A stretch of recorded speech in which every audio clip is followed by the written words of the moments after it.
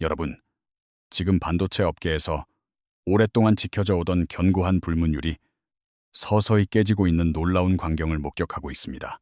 전 세계 인공지능 칩 시장을 사실상 독점하고 있는 엔비디아와 그 중심에 서 있는 남자 젠슨 황이 움직이기 시작했습니다.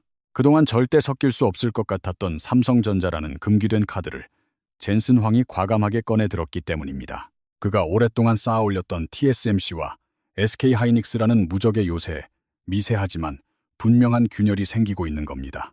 업계의 수많은 전문가들은 엔비디아의 이런 행보를 두고 너무나 위험하고 무모한 도박이라고 우려 섞인 목소리를 냅니다. 하지만 젠슨 황은 기존의 분업 방식으로는 다가오는 인공지능의 폭발적인 발전 속도를 절대 감당할 수 없다는 것을 누구보다 잘 알고 있습니다. 현재 엔비디아가 진정으로 두려워하는 것은 경쟁사가 아니라 칩과 메모리를 연결하는 순간 버려지는 아주 짧은 시간입니다.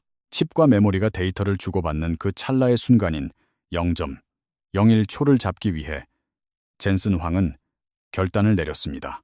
바로 이 결정적인 찰나를 잡기 위해 삼성이 칼을 갈며 준비해온 턴키 전략이 인공지능 전쟁의 판도를 흔들고 있습니다. 도대체 왜 젠슨 황은 기존의 강력한 동맹을 뒤로하고 삼성의 문을 두드리는 선택을 했을지 궁금하지 않으십니까? 그 소름 돋는 계산과 전략적인 판단을 지금부터 하나하나 자세하게 분석해 드리겠습니다.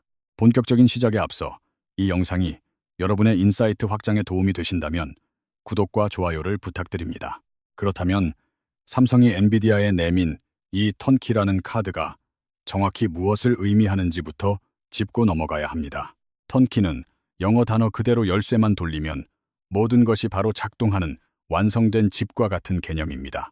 반도체에서도 마찬가지로 설계부터 생산과 메모리 공급, 그리고 마지막 패키징까지 한 회사가 책임지는 것입니다. 과거의 반도체 시장은 철저한 분업화가 대세였기 때문에 설계와 생산, 그리고 메모리가 모두 다른 회사의 몫이었습니다. 칩 설계는 A사가 하고 생산은 B사가 맡으며 메모리는 C사가 공급하는 식으로 각자 최고의 전문가들이 맡았습니다.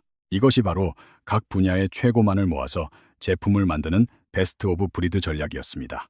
엔비디아 역시 TSMC가 칩을 만들고 SK하이닉스가 고대 역폭 메모리를 공급하며 각자의 역할에 충실했습니다.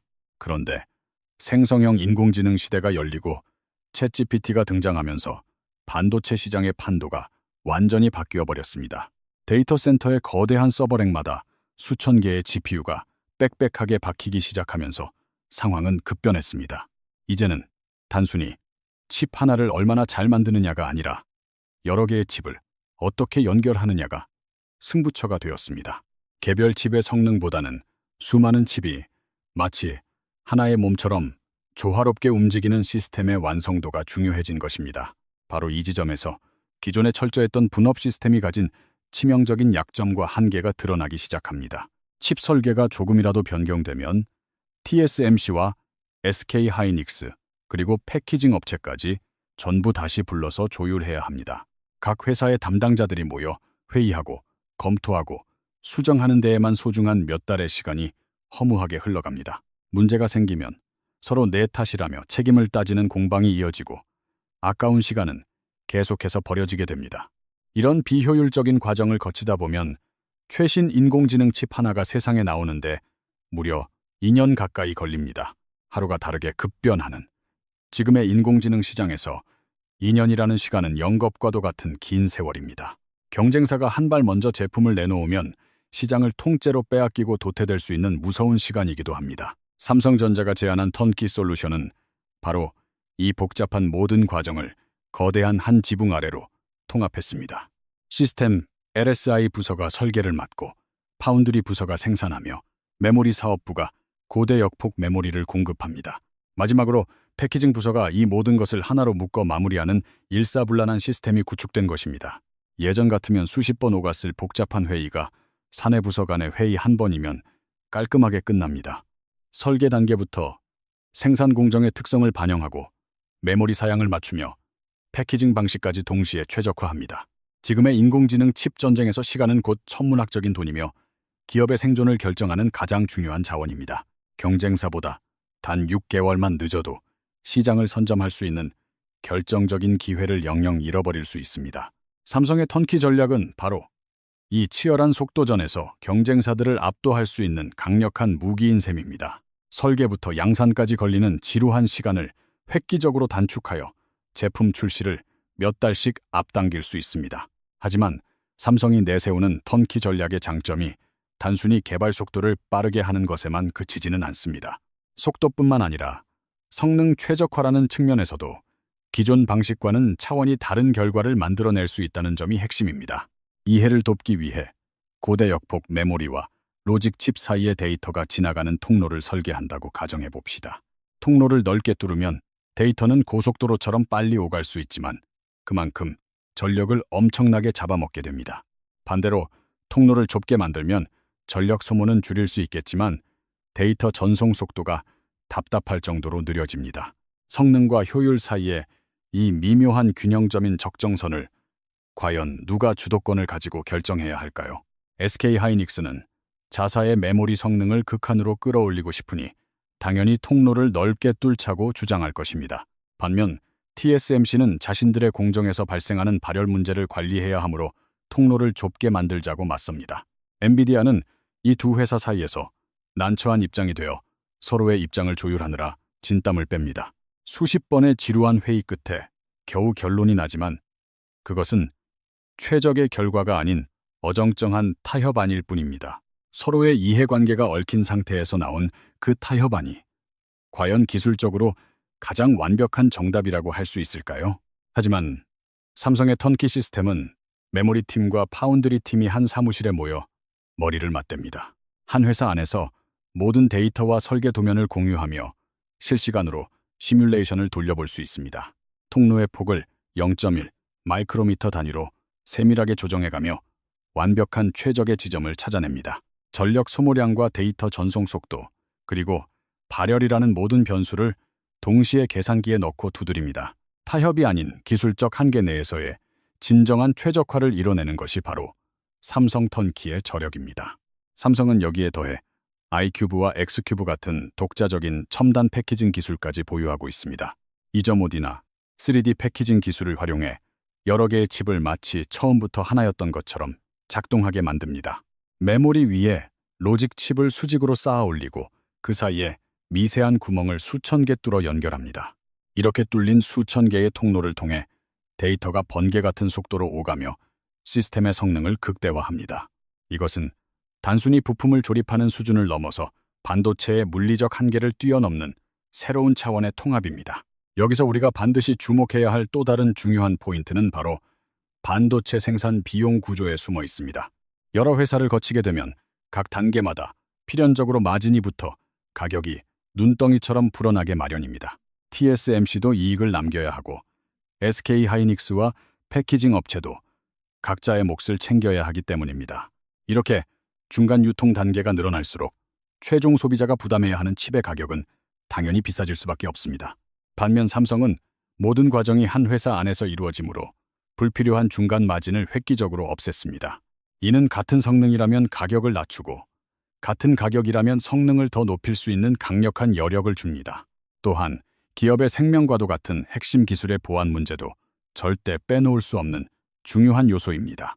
엔비디아 입장에서 생각해보면 최신 인공지능 칩 설계도를 여러 회사의 쪽에서 보여줘야 하는 부담이 있습니다. TSMC와 SK하이닉스, 그리고 패키징 업체까지 수많은 외부인의 손을 거쳐야만 제품이 완성됩니다. 그 복잡한 공정 과정에서 소중한 기술 정보가 알게 모르게 외부로 유출될 위험성은 배가 됩니다. 실제로 치열한 반도체 업계에서는 크고 작은 기술 유출 사건이 끊이질 않고 발생하고 있습니다. 삼성의 턴키 방식은 모든 데이터를 내부에서 처리하므로 보안 관리 측면에서 훨씬 안전하고 철저합니다. 그렇다면 여기서 근본적인 의문이 드는데 왜 지금까지는 분업이 당연한 상식으로 통했을까요? 대답은 의외로 간단한데 과거에는 칩 하나의 개별적인 성능만으로도 충분히 경쟁력이 있었기 때문입니다. 각 분야의 최고 전문가에게 맡기는 것이 가장 효율적이고 합리적인 선택이었던 시절이 분명 있었습니다.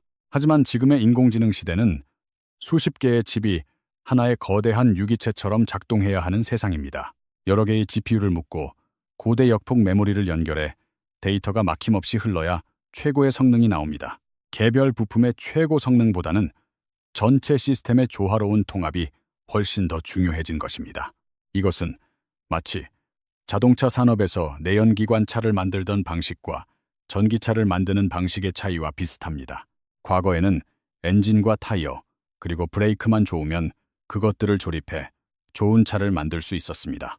하지만 전기차 시대는 배터리와 모터, 그리고 냉각 시스템까지 모든 것이 완벽하게 하나로 통합되어야만 움직입니다. 이제 반도체 시장에서도 통합은 단순한 선택의 문제가 아니라 기업의 생존을 결정짓는 필수 조건이 되었습니다. 여기서 한 가지 궁금한 점은 삼성은 과연 언제부터 이 거대한 턴키 전략을 준비해 왔을까요? 시간을 거슬러 2019년으로 돌아가 보면 당시 삼성 파운드리는 TSMC에게 참담할 정도로 밀리고 있었습니다. 시장 점유율은 10%도 안 되는 상황이었고 TSMC는 50%를 넘기며 주요 고객을 독점했습니다. 파운드리는 고전하고 엑시노스는 발열 논란에 휩싸이며 삼성 반도체는 이제 끝났다는 비관적인 말까지 돌았습니다. 바로 그 절체절명의 위기 속에서 삼성 내부에서는 미래를 건 거대한 결단이 조용히 내려집니다. 2030년까지 시스템 반도체 분야에 무려 171조 원이라는 막대한 금액을 투자하겠다고 발표한 것입니다. 이것은 상상하기조차 힘든 천문학적인 금액이었지만 더욱 중요한 것은 그 투자의 구체적인 방향이었습니다. 단순히 공정을 미세하게 만드는 기술 경쟁만을 쫓는 것이 아니라 자신들이 가진 강점을 통합하기 시작했습니다. 시스템, LSI와 파운드리, 그리고 메모리와 패키징 기술을 모두 보유한 유일한 기업이라는 사실을 깨달았습니다. 이 네 가지 사업부를 하나로 합치면 세계 어느 회사도 따라올 수 없는 강력한 무기가 된다는 확신이었습니다. 그래서 각 사업부 사이에 높았던 담을 허물고 통합 설계팀을 만들며 본격적인 턴키 전략을 가동했습니다. 2021년에는 고대 역폭 메모리를 로직칩 바로 옆에 붙이는 2.5D 패키징 기술인 iCube를 발표했습니다. 이어서 2022년에는 칩을 수직으로 쌓아 올리는 3D 패키징 기술인 Xcube까지 세상에 내놓았습니다. 데이터 전송 속도가 획기적으로 빨라졌지만 당시 업계의 반응은 싸늘한 비웃음과 냉소뿐이었습니다. TSMC를 따라잡겠다고 무모하게 돈만 쏟아붓는다는 비아냥거림이 여기저기서 들려오기도 했습니다. 실제로 초기에는 수율이 낮아 원가를 맞추지 못한다는 소문과 함께 여러 기술적 난관에 부딪혔습니다. 그럼에도 불구하고 삼성은 이미 171조 원이라는 거금을 걸었기에 절대 뒤로 물러설 수 없었습니다. 그렇게 묵묵히 버티던 중 2023년에 들어서면서 시장의 분위기가 서서히 그리고 확실하게 바뀌기 시작합니다. 챗GPT의 등장과 함께 전 세계는 생성형 인공지능이라는 거대한 쓰나미에 휩쓸리기 시작했습니다. 데이터 센터마다 GPU를 확보하려는 전쟁이 벌어졌고 엔비디아의 공급망은 비명을 지르며 한계를 드러냈습니다.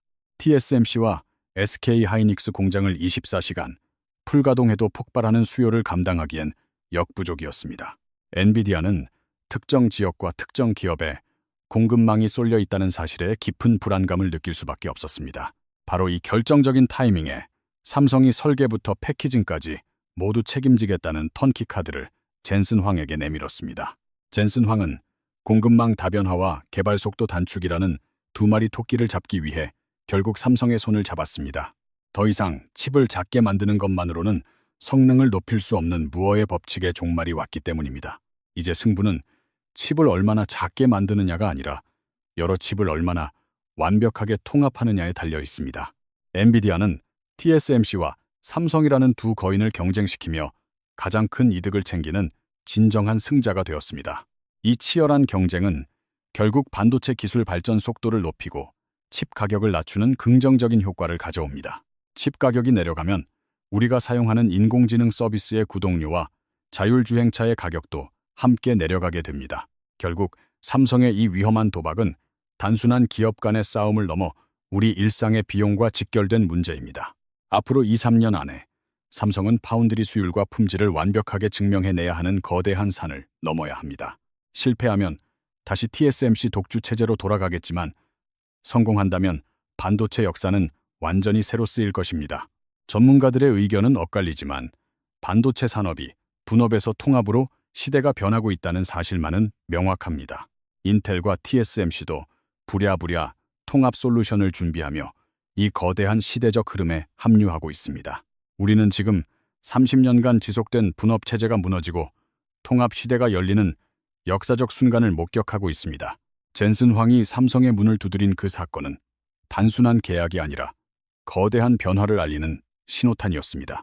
과연 삼성의 이 과감한 턴키 전략이 견고한 반도체 판도를 뒤집을 수 있을지 여러분의 생각은 어떠십니까? 아니면 여전히 기존 동맹이 우위를 지킬 것인지 여러분의 다양한 의견을 댓글로 남겨주시기 바랍니다.